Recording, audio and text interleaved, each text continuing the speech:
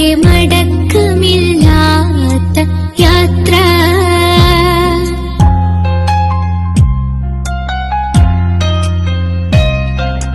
മൂന്ന് കഷ്ണം തുണി ചുറ്റി